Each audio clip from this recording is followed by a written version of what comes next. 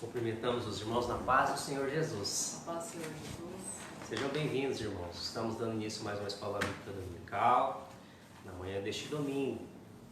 E posteriormente esse vídeo será publicado no canal Entendimento da Bíblia, que é o canal do YouTube. Você pode acessar ele e você pode curtir os outros vídeos, ver os outros vídeos também de ensinos bíblicos e dos cultos que nós realizamos aqui nas quartas-feiras, né?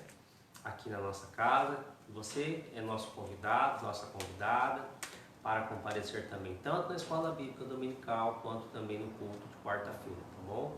Deixe o seu recado, deixe o seu aviso, deixe o seu pedido de oração, fique à vontade, tá bom? Seja bem-vindo, bem-vinda. Deus abençoe em nome de Jesus. Vamos iniciar em oração nesta manhã. Eu vou pedir à minha esposa para estar orando, para nós darmos início ao estudo da palavra, tá? Amém.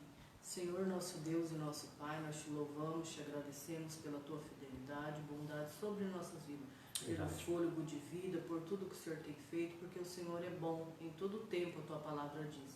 Pai, que o Senhor possa falar conosco, através da tua palavra, o teu Espírito Santo venha ministrar, Senhor, em cada coração, os nossos corações, cada pessoa que está ansiosa nesse dia.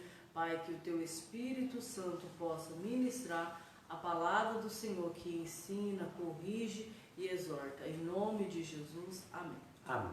Graças a Deus, né, irmãos? Hoje nós vamos ter a lição de número 6, que vai falar sobre o Filho como o Verbo de Deus, né? Nós tivemos a lição número 5, que foi a lição anterior, que falou sobre o Deus Filho.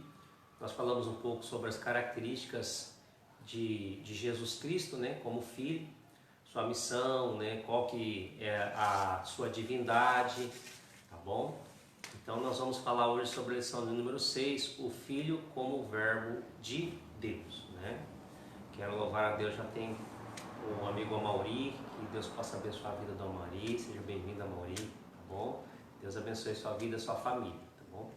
Vamos iniciar então, irmãos, aqui a lição de número 6, que vai falar no texto áureo, o livro de João, Evangelho de João, capítulo de número 1 e o versículo de número 14. Se você quiser acompanhar na sua Bíblia, diz assim: E o Verbo se fez carne e habitou entre nós, e vimos a sua glória como a glória do unigênito do Pai, cheio de graça e de verdade.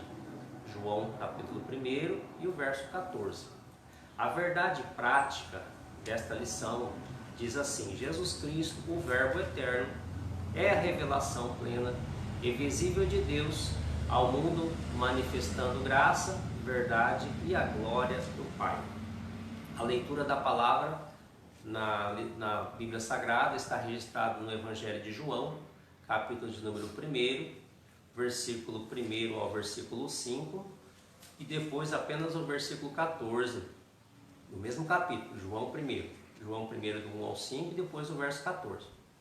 Diz assim a palavra do Senhor: No princípio era o Verbo, e o Verbo estava com Deus, e o Verbo era Deus. Ele estava no princípio com Deus, todas as coisas foram feitas por ele, e sem ele nada do que foi feito se fez. Nele estava a vida, e a vida era a luz dos homens. E a luz resplandece nas trevas, e as trevas não a compreenderam. Agora o versículo 14. E o Verbo se fez carne e habitou entre nós, e vimos a sua glória, como a glória do unigênito do Pai, cheio de graça e de verdade. Glória a Deus, né, irmãos, pela palavra do Senhor. Nós vamos neste momento louvar ao Senhor com o hino da harpa cristã. É o número de hino de número 175 da harpa cristã. Minha esposa estará louvando ao Senhor. Irmãos amados e resgatados, segui avante e triunfante, combateremos e venceremos no nome santo de Jesus. No nome santo, alegre canto, eu fui lavado, santificado santificado, vive perdido, mas sou remido no nome santo de Jesus. Irmãos amados, santificados, vivei unidos, pois sois remidos, não mais temendo, o bem fazendo, no nome santo de Jesus. No nome santo, alegre canto, eu fui lavado, santificado, vivi perdido, mas sou remido, no nome santo de Jesus. Irmãos amados, purificados, sede valentes e muito prudentes, estais lavados e libertados, no nome santo de Jesus. No nome santo, alegre canto, eu fui lavado, santificado, vive perdido, mas sou remido, no nome santo de Jesus. Amém, graças a Deus, né, irmãos? Nós somos lavados no sangue de Jesus. Existe um hino da harpa cristã também, que nós costumamos louvar ao Senhor na Santa Ceia. E esse hino ele fala que as nossas vestes são alvas como a neve. Eu costumo dizer que as nossas vestes, elas são alvas como a neve, não é por causa que nós temos um bom caráter, não é porque a gente é uma pessoa conhecedora da palavra de Deus, o estudioso da palavra, estudiosa da palavra de Deus, não é porque a gente tem força, vigor e a gente tem destreza e muitas outras qualidades. Não é por isso que nós somos o quê? Lavados. E por que nós somos lavados? Pelo sangue de Jesus. Não é porque nós somos purificados por nossa competência, irmãos, porque vem de nós. Não, é porque Jesus lavou-nos com o sangue e nós somos purificados. Por isso somos alvos como a neve, né? Então vamos dar início, né, aqui na lição, a introdução da lição. A introdução diz assim: o prólogo do Evangelho de João apresenta o Verbo eterno como Deus, Criador e Revelador. Ele se faz carne e revelou de forma plena e completa a glória do Pai. O apóstolo João afirma que viu a glória do Deus unigênito, cheia de graça e de verdade. Nesta lição, veremos que essa revelação marca o clímax da encarnação do Verbo, o Filho de Deus, onde o invisível se tornou visível, o eterno entrou no tempo e o insondável foi manifestado em Cristo Jesus. Lembrando que essa lição que nós estamos trazendo para os irmãos é uma lição da editora CPAD, tá? A gente gosta de falar o comentário, porque talvez você tenha informação queira saber de onde que é a fonte que nós estamos ministrando, né? A gente passa a fonte para os irmãos para saber qual que é a lição, que é o primeiro trimestre de 2026, tá bom? Irmãos, então nós vamos entender aqui que Jesus, ele vem até nós, os homens, como carne. E inclusive existe uma carta que o apóstolo Pedro fala acerca desta possibilidade de aqueles que tiverem o espírito do anticristo vão negar que Jesus Cristo veio em carne. E por isso é interessante nós falarmos isso, que ele veio em forma de homem, em forma de carne. E também entendemos, complementando aquilo que na lição anterior foi dito, que Jesus ele é 100% homem e 100% Deus. Ele foi 100% homem, né? Como ele já morreu e ressuscitou, hoje ele tem um corpo de glória, vamos dizer assim, mas ele estava na condição de homem também, com as mesmas dores, as paixões, as concupiscências que eu e você ainda temos. agora está com o corpo glorificado, que nós falamos também na lição anterior a respeito daquela passagem da transfiguração, que ali era, vamos dizer assim, um prelúdio, mais ou menos uma demonstração de como seria Jesus após o retorno da sua glória, porque ele já estava na glória com o Pai, e depois ele veio à terra, e aí ele volta para a glória novamente, depois de cumprido a sua missão. Em todo esse tempo, Deus foi orientado, dirigido pelo Espírito Santo, pela pessoa do Espírito Santo, o qual ele também fala, assim que ele sobe aos céus, que ele deixaria o Espírito Santo com a nomenclatura de Consolador. O Espírito Santo é o nosso Consolador. Então, quem que consola? Uma pessoa. Então, nós entendemos também que o Espírito Santo é uma pessoa. Daqui a algumas lições na frente, nós vamos falar sobre a pessoa do Espírito Santo. Nesse momento, nós vamos detalhar um pouco mais da pessoa bendita de Jesus, que também é Deus. Deus é Pai, é Filho, é Espírito Santo. Então, nós entendemos que a Trindade são 3 pessoas. Agora, o Deus é um único Deus, em essência. Muito bem? Então, vamos continuar aqui com o tópico de número 1. Vou pedir para minha esposa fazer a leitura. O Verbo como Deus eterno. O Verbo preexistente.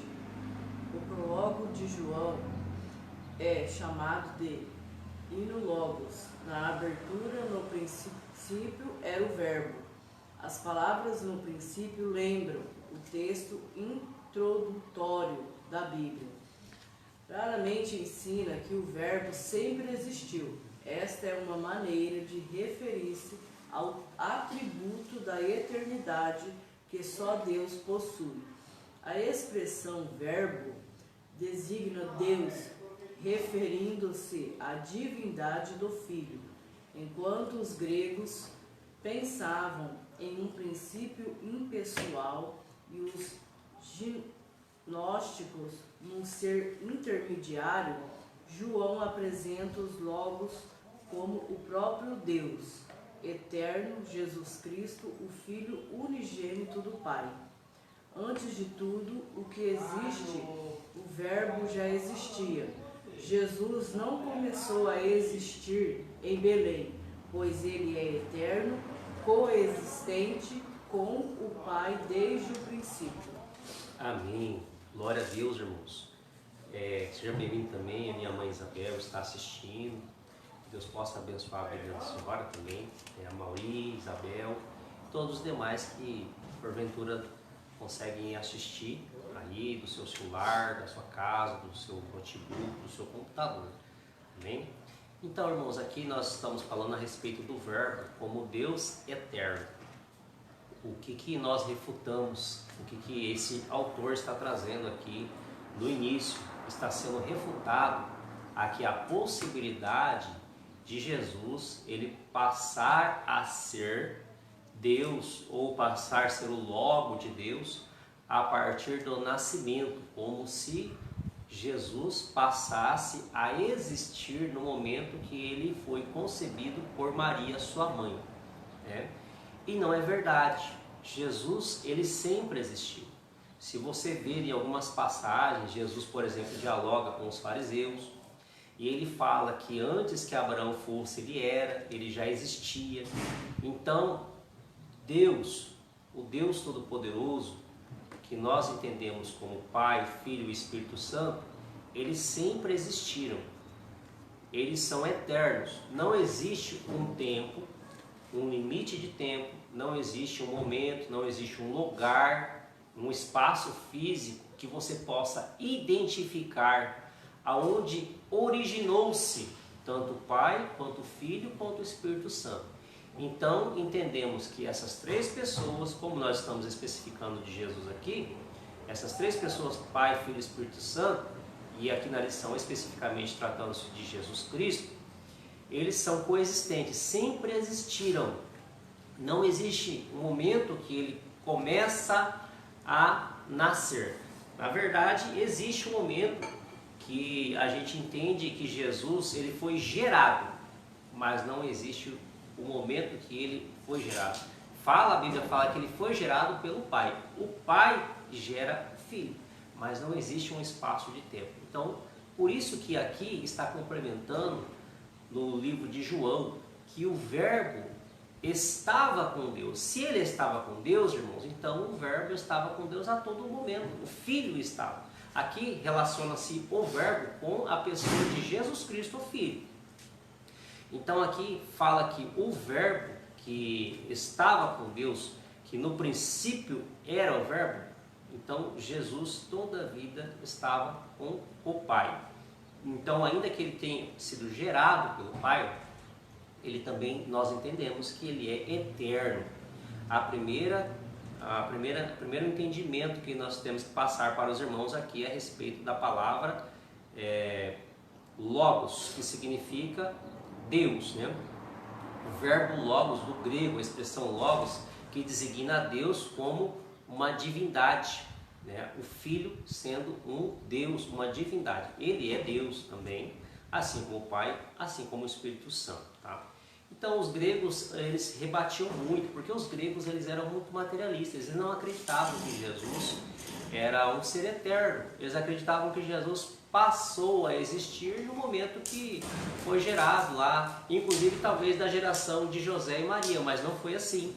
Você sabe muito bem que Jesus ele foi gerado pelo Espírito Santo. Jesus ele foi concebido pelo Espírito Santo, uma obra pelo Espírito Santo, uma obra do Espírito Santo de Deus pelo Espírito Santo. A sombra do Altíssimo diz assim lá no início do Evangelho, quando ele é gerado. A sombra do Altíssimo, o anjo Gabriel ministra assim, fala assim a Maria, a sombra do Altíssimo virá e fará com que o Filho nasceria. Muito bem, então nós entendemos essa condição eterna de Jesus Cristo como o Logo de Deus, ou seja, como o Deus Todo-Poderoso também. Ele também é Deus e ele é unigênito, o único Filho também. Unigênito, ou seja, o único Filho do Pai. Tá? Nós vamos agora para o tópico de número 2. Antes do tópico de número 2, gostaria que a minha esposa ela lesse para nós, por favor, João 1 e 14. João 1 e o verso 14. Pode ler, por favor. E o Verbo se fez carne e habitou entre nós, e vimos a sua glória, como a glória do unigênito do Pai, cheio de graça e de verdade. Muito bem, só para confirmar, tá, irmãos, aqui na palavra de Deus acerca do Verbo que ele se fez carne, ou seja, o Verbo que é Deus, que é Jesus também. Nós entendemos aqui que Jesus, na condição divina, ele estava aqui, ele estava conosco, na verdade, entre os homens, né? Se fez carne, mas não deixou de ser Deus, tá bom? Vamos para o tópico número 2. Eu vou pedir para minha esposa fazer a leitura novamente. O verbo como pessoa distinta. No texto bíblico, João afirma que o verbo estava com Deus. A expressão grega comunica relacionamento face a face, ou seja, comunhão pessoal e eterna entre o Verbo Filho e Deus Pai. Indica uma distinção de pessoas dentro da unidade da Trindade. O Pai, Filho e o Espírito Santo não são formas sucessivas de aparecimento de uma pessoa, mas são pessoas coexistentes desde o Verbo, o princípio. Muito bem, irmãos. Então a gente entende que Deus, ele é Pai, ele é Filho, é Espírito Santo. E entendemos que são 3 pessoas. Só para poder aqui explicar melhor para os irmãos aquilo que na verdade nós já falamos nas lições anteriores, mas que muitas vezes é difícil a sua compreensão. Existe um único Deus em essência, todavia existe 3 pessoas. Então aqui o Verbo, que é Jesus, é a mesma essência do Pai. Então a mesma essência que existe em Deus Pai, existe no Filho e também existe no Espírito Santo. Então aqui no João 1:1, né, fala o Verbo era Deus. Então se fala que o Verbo, que é Jesus, era Deus, então Jesus aqui entendemos também que é Deus. porém são pessoas distintas, tanto que em passagens da Bíblia você vai ver que o filho, ele dialoga, ele ora, ele conversa, né? O filho tem uma conversa com o pai, ele faz pedido para os pequeninos, ele faz orações ao seu pai. Antes dele ser crucificado, ele tem um diálogo com o seu pai, ele fala: Pai, se possível, passe de mim esse cálice. Então existe um diálogo entre as pessoas, entre Jesus, Filho, e Deus, o Pai. Também existe diálogo com o Espírito Santo? Tem, mas não é o momento da lição agora. Nós vamos falar nas outras lições a respeito do Espírito Santo. Mas existe também o diálogo dessas três pessoas. Então entendemos que são três pessoas, que elas se conversam, elas têm os seus pensamentos, elas têm as suas funções. Só que se você observar bem, muitos confundem como sendo uma única pessoa. Por quê? Porque eles concordam. E aí, na verdade, não é porque é a mesma pessoa, é porque chama-se unidade. Esse termo que nós costumamos dizer, unidade, que é pensar a mesma coisa e fazer a mesma coisa. Assim como também você vai ver na Bíblia Sagrada que Deus fala que a sua igreja, o seu povo, esteja em espírito de unidade. Assim como o Pai, o Filho e o Espírito Santo agem em unidade, em completa concordância, a igreja também deve agir assim. A igreja do Senhor Jesus deve agir assim, em espírito de unidade, em concordância, nenhuma discordância. Unidade é diferente de união. União são várias pessoas ao mesmo tempo, no mesmo lugar, no mesmo espaço, mas podem ter pensamentos diferentes. Mas a unidade não. A unidade, as pessoas pensam e agem da mesma maneira. Então a unidade, entendemos que é uma concordância entre as pessoas para ter uma atitude, para executar algo. E que se estamos falando aqui da obra do Senhor, estamos falando daquilo que concerne as coisas de Deus. Então por isso que nós temos esse espírito de unidade também, tá? Então aqui nós entendemos que o verbo, ele tem a mesma essência, que é o verbo sendo Jesus, né? Ele tem a mesma essência que o seu Pai, que é Deus, tá? Aqui a palavra grega para Deus, que é Theos, e o fato dele ser gerado, existem várias discussões, porque talvez algumas pessoas, elas vão falar que existe um tempo que esse Jesus foi gerado e existe um tempo que ele nasceu, mas não se sabe dizer o tempo que Jesus nasceu, porque Jesus, na verdade, entre aspas que eu estou querendo dizer aqui, não é o nascimento como carne, tá? Eu estou falando quando ele foi gerado pelo Pai. Quando Jesus, o Filho, foi gerado pelo Pai, não existe um tempo, porque como eu falei anteriormente para os irmãos, no começo aqui deste ensino, que Jesus, ele até mesmo refuta os fariseus e fala que antes de Abraão, ele já era, ele já existia. E também ele fala em algumas outras passagens acerca da sua existência antes dele vir na terra. Então não se tem um momento específico desse gerado. Só podemos falar que foi gerado. Por isso que existem alguns debates, algumas discussões, tá? Porque a Bíblia, ela não fala no limite de tempo desse gerado de Jesus. Então as pessoas talvez falam, ele foi gerado em algum tempo. Não, na verdade ele foi gerado, mas não existe um tempo que ele foi gerado. Por isso também entendemos que Jesus, ele é eterno, tá bom? Então a estrutura aqui da lição está falando a respeito da questão de inferioridade. Isso que eu acabei de falar para os irmãos está relacionado a um tipo de inferioridade, porque se Jesus, então, ele tem um momento, um espaço de tempo, é uma questão lógica de entendermos que ele é inferior ao Pai, mas não é verdade, ele também não deixa de ser Deus. Ele também tem, então ele não ia ser Deus, ele ia ser um semideus. Então por isso não podemos falar que Jesus ele teve também um limite de tempo em que ele nasceu. Só podemos falar que ele foi gerado, ele não deixa de ser Deus. E ele, na verdade, é a expressão visível de Deus. Como que nós saberíamos, conheceríamos de Deus se Jesus não viesse na face da terra? Entende isso? Então, muito bem, irmãos, a gente vai entender que o Senhor nosso Deus, existe o Pai, o Filho e o Espírito Santo em comum acordo, concordam entre si, mas não existe um grau de maioridade ou de inferioridade entre eles. Eles são Deus continuam sendo Deus e nós temos que entender todas as atitudes de divindade a respeito deles, para que você não confunda que existe um maior do que o outro, tá bom? Vamos para o tópico, tem algum texto? Vou fazer a leitura? Tá. Nós vamos então para o tópico de número... Nós vamos para o tópico de número 2, já o tópico de número 2, tá, irmãos? Gostaria que minha esposa, antes que a gente lesse o tópico de número 2, ela procurasse para nós Colossenses 1 e o verso 15 e depois Colossenses 2 e o verso 9. Enquanto ela procura, o tópico 2 fala sobre o verbo como criador. Tópico 1, o subtópico 1, diz assim: o agente da criação. A Bíblia declara que no princípio criou Deus, entre aspas, no princípio criou Deus. Gênesis 1 e 1.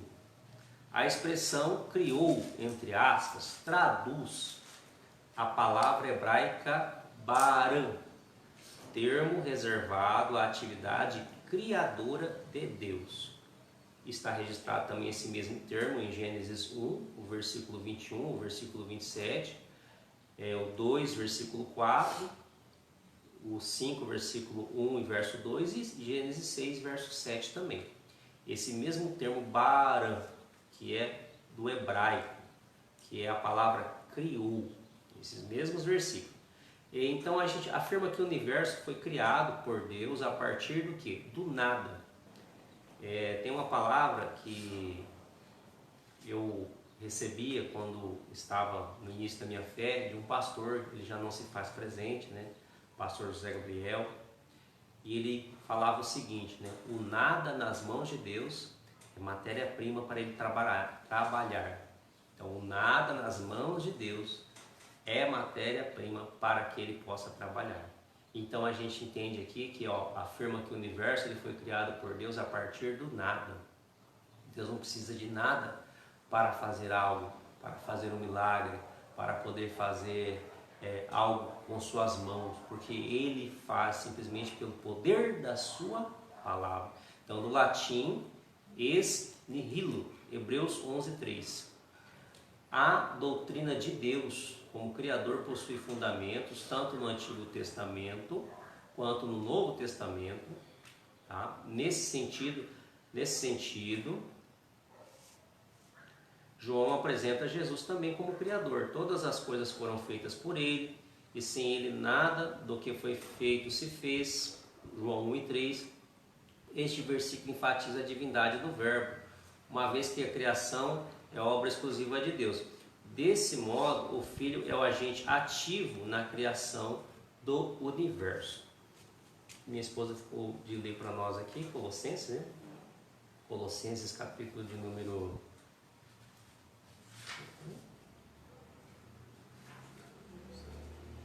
Colossenses, capítulo de número 1, versículo de número 15. Colossenses 1:15, pode ler para nós, por favor? O qual é imagem do Deus invisível, o primogênito de toda a criação. Muito bem, então nós entendemos aqui que a glória de Deus, como ela é manifesta entre os homens? Na pessoa de Jesus Cristo. Aqui está falando que Jesus é a imagem do Deus invisível. Ele é o primogênito, ou seja, o primeiro gerado. Por que ele é o primogênito, o primeiro gerado? Existem outros gerados? Sim, irmãos. Nós somos o quê? Gerados a partir de um novo nascimento. Assim como você vai ver lá em João 3,16, né? Que Jesus fala que é necessário você nascer de novo. Mas não é nascer assim como Nicodemos falou. Eu tenho que voltar para o ventre da minha mãe para me ser concebido, para me nascer de novo? Não, não é isso. O nascer de novo é nascer da água e do Espírito, ou seja, ter uma transformação de vida, de caráter, tá? Não de personalidade, porque cada um tem a sua personalidade, mas de caráter. A pessoa ela pode colocar nas mãos de Deus o seu caráter para que ele possa ser trabalhado e ser uma pessoa de um bom caráter. Muito bem, então Colossenses... Outro versículo que fala que são dos filhos de Deus. Sim, João, pode ler, minha esposa, João. Mas a todos quantos? João o quê? João 1, versículo 12. João 1 e 12, né? Tá. Mas a todos quantos o receberam, deu-lhes o poder de serem feitos filhos de Deus, aos quais creem no seu nome. Aí, tá vendo? Confirmação, né? De que a palavra nos afirma que nós somos filhos de Deus, porque nós cremos no nome de Jesus Cristo, de Deus e do Senhor Jesus, tá bom? Então, Colossenses, capítulo de número 2, versículo 9 também, se quiser ler para nós. Enquanto isso, nós vamos explicando aqui a parte que vai falar sobre o agente da criação que acabamos de ler. A respeito do texto como criador, nós entendemos que Deus, o Pai, a princípio, Ele que é o criador. Todavia, qual que é a menção que nós temos que falar sobre o Filho nessa questão de criação? Né? A criação do universo. Vamos ler registrado depois em Hebreus 1 e 2. Vamos ler agora Colossenses, né? Capítulo de número 2 e o versículo de número 9. Pode ler, por favor. Porque nele habita a plenitude da divindade. Porque nele habita corporalmente toda a plenitude da divindade. Então, toda a plenitude da divindade, ou seja, 100% Deus, estava na pessoa de Jesus Cristo, ainda sendo carne. É isso que está falando aqui com essas palavras o texto. Muito bem, então o tópico aqui de número 2, subtópico de número 2, o verbo como criador, depois eu vou pedir para minha esposa ler Hebreus 1 e 2, ele vai falar sobre esta criação, que esta criação, na verdade, ela foi feita a princípio pelo Deus Pai, né? Deus, ele cria os céus e a terra, ele cria os animais. Só que quando Deus cria, nós entendemos que Jesus esteve presente em todo o tempo nesta criação. Também estava presente, juntamente tendo esta criação. O universo, ele foi criado por Deus a partir do nada, como nós falamos, né? A doutrina de Deus, ela tem fundamentos no Antigo Testamento, no Novo Testamento. Aí você vai ver alguns registros. Por exemplo, no Antigo Testamento você vai ver essa doutrina de criação. Salmo 33, verso 6, Isaías 45, verso 12, Neemias 9, verso 6. E já no Novo Testamento você vai ver em Atos 17, 24, Romanos 1 e 20 e Apocalipse 4, 11. Esses são versículos que você vai ver essa intenção de criação, essa oportunidade que Deus faz, o que? Cria as coisas, né? Então João, ele traz Jesus também como criador. Por quê? Porque ele é uma pessoa participante nessa criação, é uma pessoa ativa na criação, um agente ativo nesta criação. Quando que ele vai trazer? Em João, capítulo de número 1, versículo 3, quando diz assim: todas as coisas foram feitas por ele, e sem ele nada do que foi feito se fez. Quando João fala esse texto, ele está se referindo também a Jesus, o Verbo. Porque o Verbo estava com Deus em todo o tempo. Então ele teve a sua também oportunidade na criação. Nós costumamos dizer que Deus, ele é o agente criador, o Deus Pai, ele é o agente criador de todas as coisas, mas nós temos que entender, se Jesus sempre existiu e sempre esteve com Deus, ele também foi um agente criador juntamente com o seu Pai. Tá? Hebreus capítulo de número 1, versículo 2. Pode ler, por favor. Havendo Deus antigamente falado muitas vezes e de muitas maneiras aos pais pelos profetas, a nós falou-nos nestes últimos dias pelo Filho, a quem constituiu herdeiro de tudo, por quem fez também o mundo. Muito bem. Por quem também fez o mundo. Por quem foi feito o mundo? Jesus, o Filho. Aqui está confirmado também que a criação existe também Jesus na criação. Lembra daquele versículo? O que dele, por ele e para ele são todas as coisas. Por que que Jesus, quando ele está junto dos discípulos, lá naquele episódio em que vem uma tempestade e que o barco quase se afunda e você vê Jesus que ele está deitado em uma almofada, por que que acontece e o vento se aquietam? Porque ele é o Todo-Poderoso, ele também é o Criador, o agente criador. Então ele entende muito bem como são os mares, eles são feitos e formados os mares. Então Jesus, ele entende como foi feito e formado, criado, melhor dizendo, os mares, os céus e a terra. Então ele tem domínio sobre todas essas coisas. Então nós entendemos que Jesus ele tem domínio de todas essas coisas. Glória a Deus. Vamos então, irmãos, para o tópico de número 2, a fonte da vida. Eu vou pedir para minha esposa ler para nós, por favor. O apóstolo João enfatiza com clareza que nele estava a vida, referindo-se ao Verbo eterno, Jesus Cristo. Essa declaração revela que o Verbo é a fonte absoluta, originária de toda forma de vida, tanto física quanto espiritual e eterna. A expressão denota a autossuficiência do Verbo, uma característica específica da divindade. Jesus não depende de nada ou ninguém para viver. Ele compartilha da mesma substância divina, porque como o Pai tem a vida em si mesmo, assim deu também ao Filho ter a vida em si mesmo. Essa verdade afirma que a vida eterna e imutável que está no Pai está igualmente no Filho, apontando para a mesma essência dentre as pessoas da Trindade. Amém. Então, irmãos, nós entendemos que Jesus, ele é a fonte da vida, tá? A fonte da vida por quê? Porque a vida eterna que é gerada, que é dada a nós, é dada por meio de Jesus Cristo. Por isso que a palavra de Deus fala que ele é o caminho, a verdade e a vida. Essa palavra vida, ela tem dois sentidos. A vida, que é essa vida que nós estamos tendo, agora que nós estamos vivendo este momento, mas mesmo após a morte, que nós entendemos que a morte não é o fim de tudo, ainda assim existe uma eternidade. Infelizmente, muitas pessoas terão essa eternidade sem Deus e outras pessoas terão essa eternidade com Deus. Então a gente entende que Jesus ele é a fonte da vida eterna. Ao invés de condenação eterna, como nós falamos que é uma eternidade sem Deus, existe a vida eterna. Então essa palavra vida também remete a uma eternidade com Deus, tá? Então ele é a fonte da vida. A palavra de Deus fala que sem mim nada podeis fazer, e ele fala também que ele é a porta. Jesus é a porta que dá acesso ao reino de Deus, acesso ao seu Pai que está nos céus. A porta é estreita, né? Jesus é a porta, Jesus é o caminho, a verdade, a vida. Então ele é a fonte da vida, a fonte para nós vivermos aqui presente e a fonte para a vida eterna.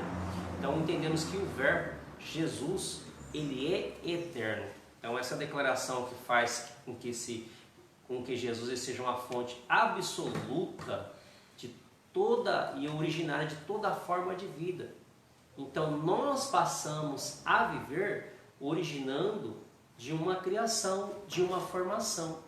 E lá também nós entendemos, no começo da criação do homem, por exemplo, né, foram criados todos os seres, os animais, as aves, mas só que existe uma passagem lá especificamente para o homem que fala façamos.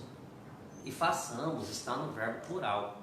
Por que está no verbo plural? Porque nós entendemos que quando é feito o homem, façamos o homem a nossa imagem, a nossa semelhança, nós entendemos que essa frase ela é registrada pelas três pessoas, o Pai, o Filho e o Espírito Santo. Então, por isso que toda a fonte, origem de vida humana, toda a vida, ela também tem a pessoa de Jesus Cristo. Ele também é a fonte de vida. Né? João 3,36. E também 1 João 5,1, 11, melhor dizendo, e o verso 12. Então, nós entendemos que Jesus ele é autossuficiente, né? Ele é o Verbo, ele é autossuficiente. Ele representa uma divindade, tá bom? Então, ele não depende, né, de ninguém para viver. Jesus também ele não depende de ninguém para viver. Quando ele foi morrer na cruz do Calvário, não entenda como o Pai falando assim, não, eu quero que você vá e você obedece. Mas na verdade você vai ver lá que ele dá a sua vida.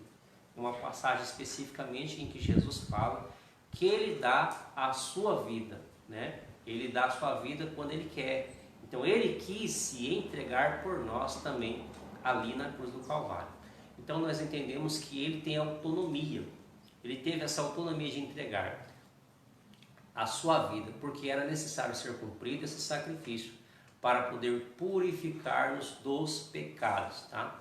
Quero saudar ao irmão Assis, ao irmão Aparecido de Assis. Seja bem-vindo, irmão Aparecido. Deus possa abençoar a sua vida grandemente, sua família também, todos os demais que estão assistindo, tá bom? Vamos para o tópico número 3, a luz dos homens. O texto bíblico assevera que a vida era a luz dos homens, e a luz resplandece nas trevas, e as trevas não compreenderam.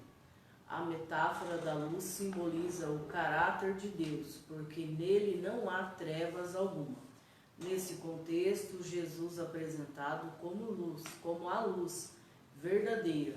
Ele não apenas possui luz, ele é a própria luz. Ele dissipa as trevas, ilumina os perdidos e revela o pecado. A declaração "as trevas não prevalecerão contra ela" mostra que as forças do mal não têm poder sobre Cristo. O verbo grego katalambono pode ser traduzido como compreender, apoderar ou dominar, e nesse caso expressa que as trevas do pecado não podem resistir à luz do Filho de Deus. Amém. Muito bem, irmãos. Essa questão de trevas é algo muito mais profundo que a questão física que nós temos. A questão física que eu quero dizer é aquilo que é visível aos nossos olhos naturais, né? Por exemplo, nós enxergamos as árvores, nós enxergamos o mundo, né? Que nós falamos que é o lugar onde nós habitamos. Nós enxergamos também os seres humanos. Mas o que nós não enxergamos? Nós não enxergamos, por exemplo, os seres espirituais. Algumas pessoas até relatam que já viram seres espirituais, né?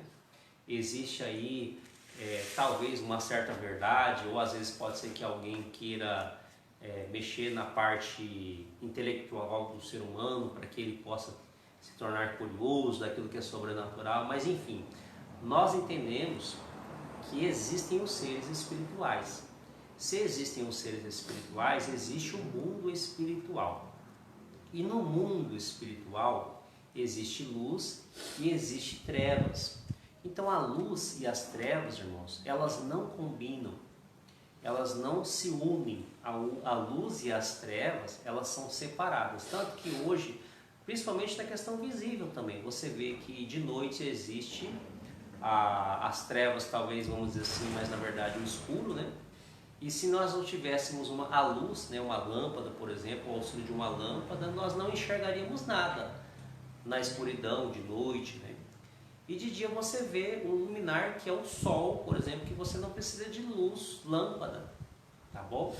E também entendemos que no quesito espiritual, na questão espiritual, Satanás, os demônios representam as trevas. E Deus, Pai, Filho e Espírito Santo, nós estamos ensinando e aprendendo também nesta lição, então representa a luz. E o mundo, ele estava em trevas. Por que eu fiz toda essa explicação? Porque o mundo estava condicionado a estar vivendo as suas vontades ou as suas concupiscências conforme Satanás e os demônios, conforme as trevas. E por isso assim Jesus veio. O mundo estava em trevas, não aos nossos olhos patentes, os nossos olhos visíveis, mas estava em trevas o mundo espiritual, irmãos. O mundo espiritual, que ele existe, mas nós não contemplamos com os nossos olhos carnais. Mas ele existe. Existem os seres, existem os demônios, existem os anjos de Deus, existia o Pai, o Filho e o Espírito Santo, que nós aprendemos aqui, são as três pessoas, e nós entendemos que eles se degladiam, eles se guerreiam nas regiões celestiais. Ah, Leonardo, onde é as regiões celestiais? As regiões celestiais, o próprio nome fala celestial, é nos ares. Então existe esses seres nos ares, inclusive nesse ar que você está respirando, existe também a presença de seres espirituais. Você não enxerga, você não vê, mas existem. E nós também, irmãos, ainda que nós não enxergamos, somos também seres espirituais. E quando a nossa mente, o nosso caráter, como está dizendo a lição, que está condicionada a obedecer às coisas erradas, às coisas ruins, às coisas que não são de Deus, significa que nós estamos em trevas. Então, quando Jesus veio, o mundo estava em trevas. Ou seja, Satanás, com seus ardis, com as suas palavras, com as suas convicções, estava governando as pessoas. O mundo naquele sentido não é um mundo físico, mas o mundo na questão espiritual, o pecado, a concupiscência, a vontade carnal, as coisas das trevas, eram isso que estava falando, se referindo ao mundo, era nesse sentido. E o mundo estava em trevas porque o diabo estava dominando naquele momento, quando veio Jesus, e ele veio como luz para poder o quê? Abrir o entendimento, o conhecimento humano de saber que não era aquele o verdadeiro caminho a ser seguido. E ele é o caminho verdadeiro. E aí passa-se, quem acredita em Jesus, ser luz. Passa a ser luz e deixa de ser trevas. Pode ler, por favor, aqui o tópico 3, minha esposa. O Verbo como revelação do Pai. A encarnação do Verbo. João também apresenta o Verbo como o supremo meio de autorrevelação do Pai. O Verbo se fez carne e habitou entre nós, e vimos a sua glória. Essa afirmação marca o ponto culminante da revelação divina. O Verbo se tornou homem sem deixar de ser Deus. O termo grego habitou significa literalmente armou sua tenda. Essa linguagem faz alusão a um tabernáculo, onde a presença de Deus habitava no meio do povo de Israel. O corpo de Cristo é assim, comparado a esse tabernáculo. Nele a glória de Deus se manifestou visível entre os homens. Ele revela a união hipostática das duas naturezas, do Filho, divina e humana. Ele é o Emanuel, o Deus conosco, a plena revelação do Pai. Amém, irmãos. Muito bem. Então entendemos aqui que Jesus, ele é o Verbo, né? No princípio era o Verbo estava com Deus, o Verbo era Deus. Então entendemos que Jesus, o Verbo, ele também é Deus e também é uma pessoa distinta do Pai e distinta do Espírito Santo. São pessoas distintas, todavia são o único Deus, em essência, tá? Então a encarnação do Verbo, quando Jesus veio, ele veio como carne, como nós vamos falar novamente aqui, ele não nasceu somente naquele tempo e ele não existia antes, não é assim, ele sempre existiu, tá? Jesus sempre existiu. Ele estava lá no céu com Deus, deixou a sua glória para passar pelos mesmos momentos que nós passamos, por tudo que nós passamos aqui na face da terra. Porém, Jesus não pecou. Como eu e você estamos condicionados a pecar e já pecamos, a própria Bíblia fala que quem não pecou já está pecando em falar que não pecou, porque todos pecaram. E também existe o pecado original, que fala que todos pecaram e destituídos fomos da glória de Deus, porque refere-se ao pecado universal, ou ao pecado original, que é o pecado de Adão. Então, a partir do momento que Adão peca, existiu a morte, que não existia anteriormente. Então, nós temos e carregamos essa herança, infelizmente, né, de Adão. Essa herança é corruptível. Porém, Jesus, ele não se corrompeu, porque Jesus não pecou. Jesus também não foi gerado de uma relação natural de um homem e uma mulher. Ele foi gerado pelo Espírito Santo.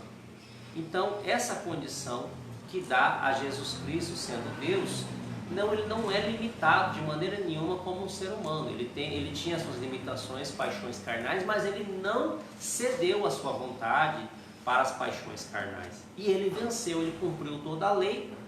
É interessante falar isso também, que Jesus, ainda que existe o tempo da graça que vivemos hoje, Jesus viveu obediente à lei. ele obedeceu a lei, ele não a descumpriu em nenhum momento. E cumprindo essa lei, ele fez o sacrifício perfeito. E aqui a pessoa de Jesus Cristo, quando eu falo da palavra perfeição, também nos remete ao tabernáculo. Se você for ver lá no Antigo Testamento como era feito o tabernáculo, existia todo um processo, todo um método. Inclusive eu e minha esposa estamos lendo sobre o tabernáculo, né? Todos os utensílios banhados de ouro, né? As cortinas, as vestes sacerdotais. Se você for ver, tudo estava em extrema perfeição, né? Foi feito muito perfeito, né? Pelo menos na época, a condição humana há de ser feito. Existia um Bezalel, por exemplo, que era uma pessoa que estava sendo usado por Deus para poder o quê? Para poder fabricar alguns utensílios da casa de Deus. Deus deu, inclusive isso aí já é um outro tema, para a pregação da palavra de Deus, algo muito maravilhoso, porque o Espírito Santo ele deu o dom para Bezalel fazer as coisas muito maravilhosas. Então todo o tabernáculo ele era feito com toda a perfeição, de uma forma muito maravilhosa, com sabedoria de quem? De Deus, do Espírito Santo. Então nós entendemos que essa sabedoria que vem de Deus, que estava na vida de Bezalel para poder fazer o tabernáculo, foi feito tudo com perfeição. Nós remetemos a esse tabernáculo a pessoa de Jesus Cristo. Ou seja, quando a passagem da Bíblia Sagrada fala que o tabernáculo está entre os homens, ou seja, toda aquela obra perfeita que foi feita, que foi ordenada desde Moisés lá, simbolizava Jesus Cristo. E se você for aprofundar um pouco mais, o que a palavra de Deus fala acerca de nós? Né? Já que estamos falando sobre o tabernáculo, e que o tabernáculo representa Jesus, o tabernáculo habitou entre os homens, ou seja, toda aquela obra perfeita, vamos dizer assim, que a obra perfeita é sinônimo da pessoa de Jesus Cristo, nós entendemos também, existe uma perfeição em nós. De que forma? Assim como Paulo fala, que nós somos o quê? Templo do Espírito Santo. Assim como o tabernáculo é perfeito, continua sendo perfeito, que representa Jesus, nós também temos que nos aperfeiçoar como templo, como se fosse assim como o tabernáculo, uma coisa física, assim como uma residência, uma casa, um edifício, né? O tabernáculo, ele era perfeito e nós também podemos, como templo do Espírito Santo, sermos perfeitos, tá bom? Assim como Jesus também nos aperfeiçoa a cada dia. Então entendemos que o tabernáculo estava com os homens e a glória de Deus se manifesta na pessoa de Jesus Cristo de uma forma visível entre os homens, tá bom? Vamos para o tópico número 2, minha esposa quiser falar um comentário, fica à vontade. Estamos quase encerrando, irmãos. A plenitude da graça e da verdade. João, testemunha ocular da encarnação do Verbo, declara ser glória do unigênito do Pai, cheio de graça e de verdade. A palavra glória, doxa, remete ao conceito da Shekinah, a presença gloriosa de Deus entre o seu povo. Porém, enquanto a glória na antiga aliança se manifestava parcialmente em Cristo, ela se mostra plenamente a frase cheia de graça e da verdade. Revela o conteúdo dessa glória, diferente da lei dada por Moisés. Cristo encarnou a própria graça salvadora e a verdade eterna. Ele não apenas ensina a verdade, ele é a verdade. E não apenas oferece graça, ele é a plenitude da graça de Deus, uma provisão contínua que se manifestou salvadora a todos os homens. Amém. Irmãos, então a plenitude da graça está na pessoa de Jesus. E a verdade também. Como foi falado aqui, Jesus, ele é a verdade. Há algumas pessoas que defendem a teoria do relativismo, e eu costumo estar mencionando isso nos ensinos, porque o relativismo ele explica que a verdade pode ser para uma pessoa de uma forma, só que a verdade para outra pessoa, ela tem outra forma, tem outro sentido. E nós refutamos esse tipo de ensino, esse tipo de estudo, refutamos esse tipo de corrente que ensina sobre o relativismo. Por quê? Porque para nós que somos crentes em Cristo Jesus, somos cristãos, nós acreditamos em uma única verdade. E a verdade é a palavra de Deus, a inerrante palavra de Deus. Você pode ver vários argumentos acerca das histórias dos hebreus, você pode ver vários argumentos em outros textos, em outros textos bíblicos, não bíblicos, né, vamos dizer assim, que complementam alguns textos bíblicos, quero dizer livros, né, artigos. Você pode ver várias fontes para você aprender acerca das coisas de Deus, mas nenhuma dessas fontes elas podem contradizer a Bíblia Sagrada. Assim como existem algumas religiões, que nós não queremos citar nomes, mas existem religiões que acreditam na Bíblia parcialmente. Nós refutamos isso, irmãos. Nós acreditamos que a Bíblia ela é completa verdade, ela não tem que ser mudada, ela não tem que ser renovada, como tem uma passagem que algumas pessoas, um ditado que eu não lembro quem que falou essa passagem, mas que fala que a Bíblia ela é mais recente que o jornal que vai ser lançado amanhã. Ela sabe tudo que vai acontecer, irmão. A Bíblia Sagrada está relatando acerca dos tempos do fim, já foi traçado os tempos do fim. E a pessoa achando que a Bíblia é antiga, é antiquada, inadequada, de maneira nenhuma. Inclusive fazem várias versões da Bíblia. Muito cuidado com essas novas versões da Bíblia, tá? Procure saber qual que é uma boa versão bíblica para que você não venha ler um texto distorcido, para que você entenda. Procure estudar. Eu não estudei, mas eu aconselho você, se você quiser estudar o hebraico, o aramaico, se aprofunda naquilo que é o original da leitura da palavra de Deus, porque a Bíblia ela é a verdade, não deixa de ser. Então aqui nós entendemos que a plenitude da graça e da verdade estava na pessoa de Jesus. O termo graça significa favor imerecido. Nós não merecemos esse favor.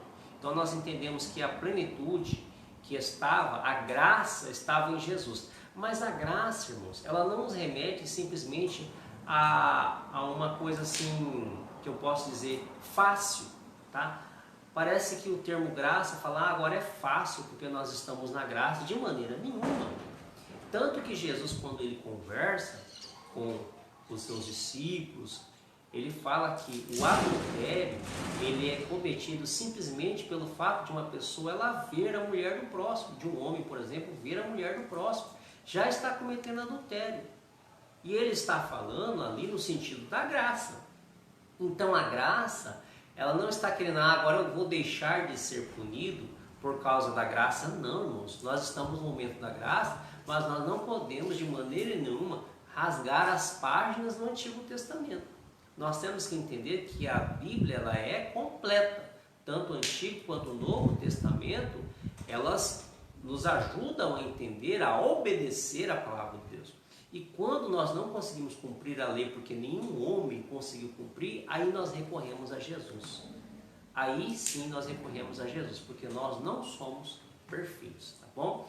Então a graça e a verdade estava em Jesus Cristo. Então a glória na antiga aliança ela se manifestava que parcialmente ao ser humano, né? O homem ia lá no tabernáculo, oferecia um holocausto, um sacrifício, e parcialmente era manifestada essa aliança, essa glória. Só que em Cristo, em Jesus, é feito o quê? A completa, vamos dizer assim, a completa revelação, a completa manifestação desta graça, né, foi completa na pessoa de Jesus Cristo. E a glória de Deus é manifesta, tanto que Ele também é o caminho, a verdade e a vida, como nós falamos, tá bom? Vamos para o último tópico 3, o revelador de Deus, do Deus invisível. No último versículo do seu programa, João afirma: Deus nunca foi visto por alguém. O Filho unigênito que está no seio do Pai, este o fez conhecer. Aqui o apóstolo enfatiza que o Deus é invisível e inacessível. No entanto, o Verbo revelou de forma plena a perfeita, a expressão Deus unigênito. Significa literalmente o Deus único, gerado. Refere-se a Cristo, o Filho da mesma substância do Pai. Essa declaração reafirma a eternidade e a plena divindade do Filho. Cristo é a autorrevelação completa do Pai. Quem me vê a mim, vê o Pai. Amém. Então, quando estava conversando os discípulos ali com Jesus, houve um questionamento, né? Ah, Deus, mostra-nos o Pai, e já nos basta. E aí Jesus fala: Filipe, estou há tanto tempo contigo, né? Filipe, estou há tanto tempo contigo, por que pedes que mostre o Pai? Por que Jesus falou isso? Porque Jesus é a revelação de forma carnal da pessoa do Pai que está no céu. Todo mundo queria ver o Pai, ou muitos, ou algumas pessoas, né? Acho que muitos, né? Até hoje queriam na época, por exemplo, ver o Pai. Até hoje querem, né? Mas Jesus, ele era a forma visível, encarnada do Pai, porque tudo aquilo que Jesus fazia, irmãos, era notório. Acontece que Jesus, ele tinha o quê?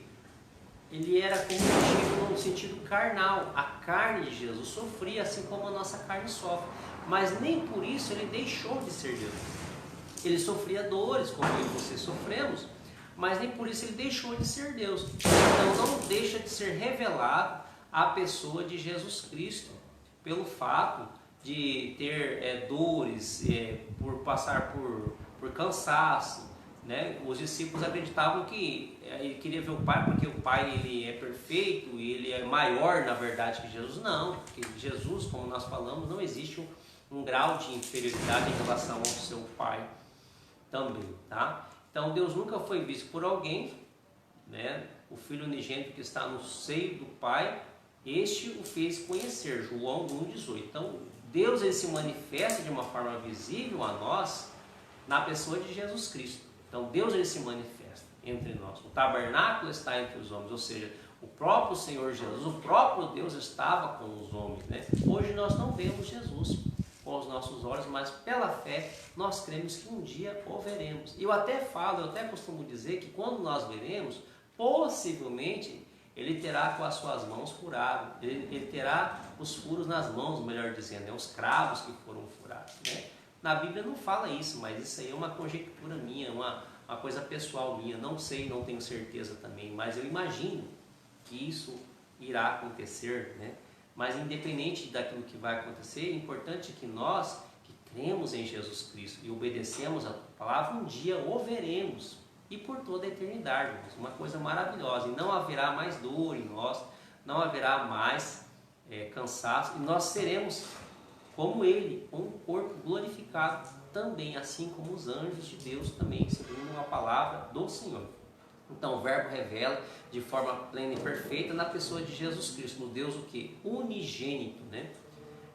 Então, literalmente, o Deus único gerado, né? O único Deus e gerado que existe é Jesus Cristo, a pessoa da mesma substância do Pai. É uma declaração que reafirma essa eternidade, essa divindade.